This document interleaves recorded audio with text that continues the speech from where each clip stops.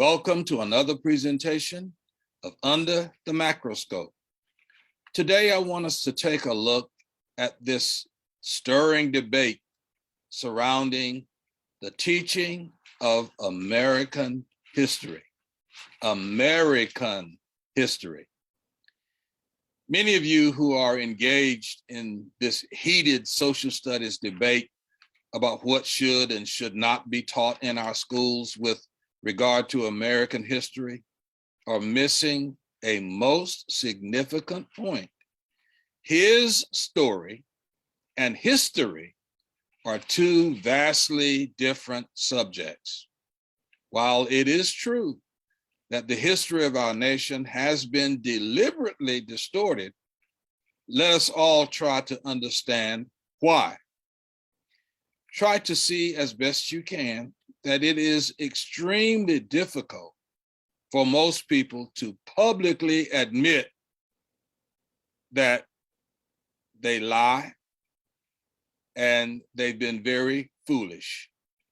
How many of us would be willing to shout from Mount Rushmore that we came to America as immigrants, ill-equipped to survive, and graciously accepted the aid of Native Americans who opened their territory and hearts to strangers? And then we turned on those who reached out to give us a helping hand. Then after getting the hang of things, we bitterly abused, sexually, emotionally, verbally, misused, stole from, took from, and slaughtered the very people who reached out to us. We pushed them off of and out of their land, totally disrupting their way of life, and showed total disregard for the harmony that they enjoyed with nature and its elements.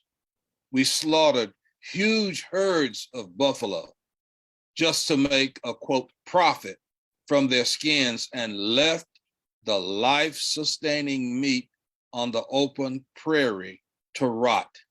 I encourage you to watch Dances with Wolves. As we willingly threw out all remnants of dignity, integrity, decency, and common sense, we traveled long distances by ship to capture and enslave other people and denied them all God-given rights as human beings. I encourage you to watch the series Roots, as well as the series Shaka Zulu, and try to understand exactly what happened. All of the things that happened to Black people who were forced to come to America as slaves were not all on the backs of European slave traders. Africa participated in the capture and storage on ships of their own people. You won't hear very much said about that in this reparations argument. I have not heard anyone say that Africa owes us, as well as America, for what happened to our ancestors. We need to teach the whole story. Then once the slaves were brought to America, the people who brought us abused them in the same ways that they did the Native Americans, while adding a much greater degree of cruelty to the mix. As things began to change, and slavery in its original form was, quote, outlawed, still we found ways to demean, torture, dehumanize, and negate anyone and everyone whom we did not consider to be one of our own. Although some of those rejects looked just like us. We forget sometimes that many of the poor whites in America suffered indignities just as the Black Americans did. We were dismissed as trash. Even today, over 400 years later, we still lie, cheat, steal, and kill while declaring our, quote, innocence, just as we have always done, with impunity, defying God and all that is holy. There is a Mackian proverb that says, cheating in an attempt to gain an unfair advantage is an admission of one's self-assessed inferiority.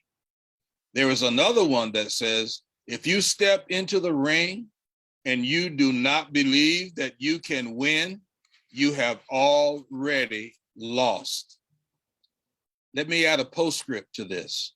Disagreeing with these facts does not alter the picture that has been painted by many of the inhabitants of a land that the world calls America. Just another Mackian observation. Thanks for listening. Let me hear from you. Go to our website, MackianObservations.com, and read our mission statement. You may also go to our excerpts page and view previous notes, as well as make a donation of your choosing. Thank you so much for your support. Follow me on Facebook at Under the Macroscope. See you next time. And remember, under the macroscope, we take a closer look.